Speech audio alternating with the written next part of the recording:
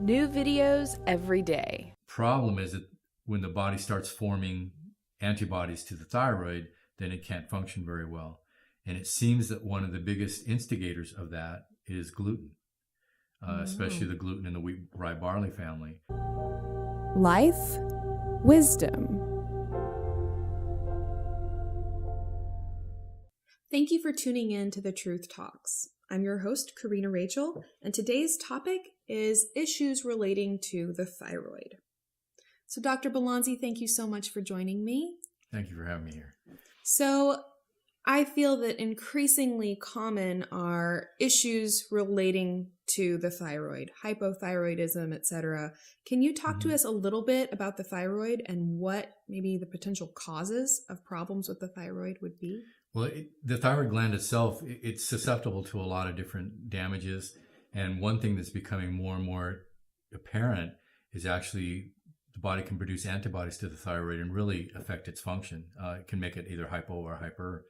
And one of the most common triggers for that is gluten. So we'll talk about it in a minute. The thyroid actually does a lot of things to regulate your temperature, metabolism. It's kind of overseeing things. And it's basically ruled by your pituitary gland in your brain. So when your brain feels something is out of balance, your temperature or whatever, then it puts out a hormone called TSH, thyroid stimulating hormone.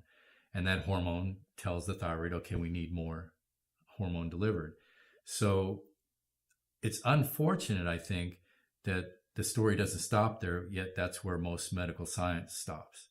Now, MDs learn in medical school that they should really look at levels of T3 and T4 and antibodies and really a bigger picture. But it's unfortunate that the people who manufacture the major drug for thyroid have actually trained doctors to basically test TSH and do everything based on that. So if my TSH level is high, it means my brain is asking my thyroid for more. If it's lowered, then it means the thyroid is putting out perhaps even too much, but at least adequate, if not too much. And now I have to figure out what's going on. So to complete the pattern and to know more about the picture, I have to know, is the thyroid in fact putting out T4 and a little bit of T3, but mostly puts out this hormone called T4. And is that T4 getting converted to T3? I have to know the levels to see if that all is happening.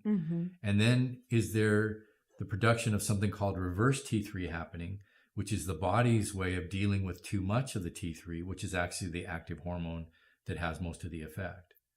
So unless I test and look for reverse T3 levels, I don't know if there's an interference or not. There's also thyroid uptake. We can now get a better picture. And then a lot of people are just told off the cuff that they have Hashimoto's. Classically, to have Hashimoto's disease of the thyroid, it's a thyroiditis, which means it's inflamed. Okay, do I have an enlargement or a goiter? That's supposed to be there to make that diagnosis. And then are there antibodies present? Is my body actually attacking my thyroid? I don't have Hashimoto's unless that is happening. But most of the time, the antibodies are not even looked at. They are if you get sent to a specialist, and then they'll go ahead and do that. But unless I have all those tests, I really don't know the whole picture. So what happens in a lot of cases is it's discovered that the thyroid's not working, perhaps by symptoms, which should be utilized. And then somebody does a TSH, and then it's the standard of care to just, okay, throw some T4 in there. But what if my problem is a conversion problem and I have enough T4? The T4 is going to cause me a problem. So again, you have to work with a practitioner who's going to take a good look at things and really understand the pattern of function and not just treat a number of TSH. Right. So you're saying that largely when people are being prescribed, I guess Synthroid is T4. One of the most common thyroid drugs, that the testing that's done on the patient is just maybe not as thorough to get the full picture of what's going on. So they kind of test it, say, oh, there's a thyroid problem, give you the drug, but maybe they don't really exactly know what the situation in your body is and how to actually solve the issue. Right. Often these doctors are basically working blind and trying different things. And it can get to a point where it's serious. And what happens is that TSH goes higher and higher, and then you're told that you have hypothyroid, so that they're going to want to step in and substitute, give you the hormone from the outside. Or on the other hand, it could be overfunctioning, and we see the fact that that the levels are very high, and basically because of the thyroiditis or even a tumor, the thyroid gland is overproducing, and that can be very dangerous. You're going to get heart issues. You'll get tachycardia and other things. You'll feel your heart racing, and it can become a very serious situation, and it can go to a point where they need to either ablate or remove the thyroid. Wow. And what we want to do is find ways to not have it go to that extreme. Now, there are cases where the thyroid probably needed to have those procedures done because things were out of control. But there's a lot that can be done to keep the thyroid healthier. So we want to, if we've done some testing like seeing antibodies, okay, what can we do to bring those antibody levels down? Because whether it's hyper or high production or hypo or low production, usually you're going to find that there's an autoimmune situation happening. Okay, so let's address the autoimmunity, and that's where we may be able to get enough effects so that we don't have to do some serious procedure. Wow. But you have to identify really what's going on to do that. Now, as far as autoimmunity, the problem is that when the body starts forming antibodies to the thyroid, then it can't function very well. And it seems that one of the biggest instigators of that is gluten, especially the gluten in the wheat, rye, barley family. So one of the first things that we do when we see somebody with a thyroid problem is put them on a gluten-free diet.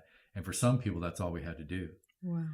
But the thing is that you need to be aware that the gluten either is similar or causes a similar reaction, and then you start attacking your own thyroid gland. I mean, the same thing happens in pretty much every case of autoimmunity.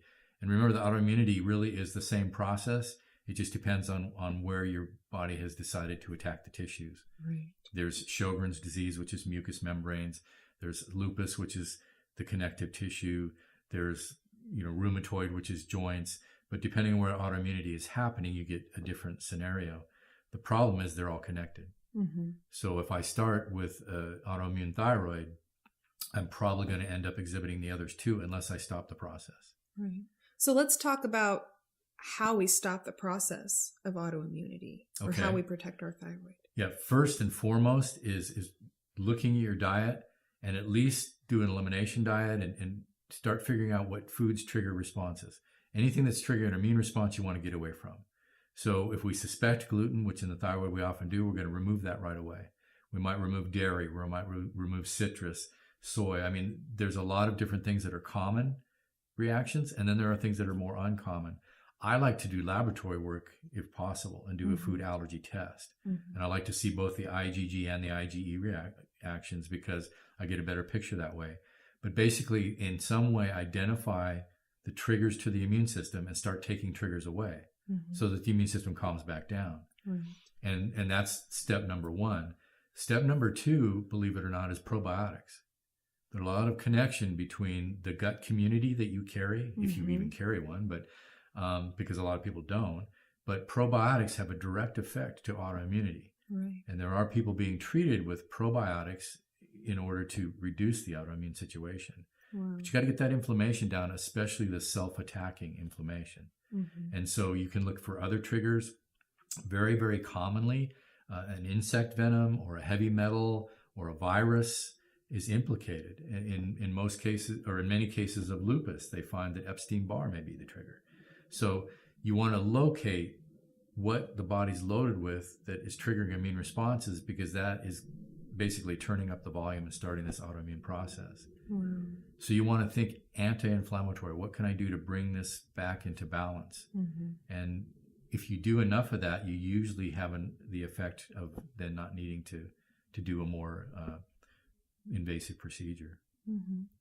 I think it's really interesting just to consider how much we can learn about our body and what's going on, what's causing dysfunction, what is causing the symptoms we're experiencing, just by these lab tests, like you mentioned, looking at food allergies, looking at all of the different levels of thyroid hormones and trying to figure out Sure. exactly where in the process, things are going off track, so to speak, and really nailing down specifically exactly what needs to be fixed in that process. Right. Rather than just kind of giving the certain thyroid hormone and the thyroid and then just kind of crossing your fingers. The knee-jerk reaction of just giving T4. Maybe you need T3 and T4. Mm-hmm. You might need selenium, which is important to the thyroid. Maybe you need iodine. I'd rather test somebody. I don't necessarily just throw people on iodine, but sometimes that fixes everything. Right. So, tyrosine, there's a number of nutrients that are important to thyroid function. Right. And then in some cases, it's not even the thyroid. A lot of times, people actually have an adrenal problem, a different gland, mm-hmm. and that's causing their symptoms. And if you don't do enough testing or you don't really understand their patterns, you're going to start treating the thyroid when you should be addressing the adrenals. Wow. And then there's the entire it's called the HPA axis, where the hypothalamus, works with the pituitary and the adrenals. And there's a whole interaction and a pattern that has to be working correctly. Mm-hmm. So you can't just sit back and assume, well, this means the thyroid. Mm-hmm. You kind of have to look into it and say, where is the problem here? And then you can address it with some intelligence and some information. Right. So thinking about solutions for people who have either been diagnosed with a thyroid condition or maybe just are suspecting that there may be thyroid issues based on their symptoms, solutions for them. So we talked about actually getting the lab work on the full spectrum of your different thyroid hormones to try and figure out exactly where in the process things are going off track. Food allergies, heavy metals, and other things that are potentially causes of autoimmunity. Like I said, there's a number of vectors, spider bites, tick bites, a lot of different things that come from insects and such seem to get in the body and trigger a reaction. Mm-hmm. Something that's happening right now is some people are developing an allergy, a very severe allergy, in some cases, response to red meat. And they've tracked it down to a tick who carries a certain sugar, who passes it to you when they're sampling your blood. And then people start this autoimmune reaction and it just takes off. Wow. And the good news about autoimmunity is current research says that you create autoimmunity, which means you can uncreate it. Mm-hmm. So the autoimmune situation is not a hard and fast thing that can't be dealt with. Right. More and more research is pointing to the fact, well, it's something that can be started and stopped. Right. And I think that's a really, something that there's confusion about as patients, that when you're diagnosed with an autoimmune condition, it kind of feels like, often what we're given from our conventional doctors is not really that there's a potential cause, but you just suddenly have this condition and it's going to be something you have forever. Whereas really what you're saying is if you have an autoimmune condition, this is something you developed. I mean, I guess there probably are ones that people can be born with. Not necessarily. Not really? Yeah. Now, in my genetics, I could have the ability and the predisposition, but if I don't create the environment for it, it may never happen. Okay, so autoimmune conditions are things that people need to know. There are things that they can do to reverse or at least significantly improve that condition.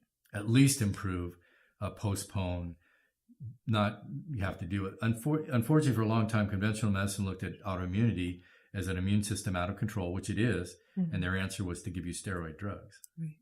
To suppress the immune system completely. Yeah. Instead of, just kind of bringing it back to function. Right. Well, thank you so much for your time today. This has been a very enlightening interview. It's always a pleasure. And I look forward to delving into more topics like these in the future. Sounds good. Thank you so much for watching. I do hope that you will leave your thoughts below. Are you yourself diagnosed with a thyroid condition, or do you know anyone who's suffering from a thyroid condition? Let us know your thoughts about what we shared today and any requests that you have for the future. I'm Psyche Truth correspondent Karina Rachel. Thank you so much for watching.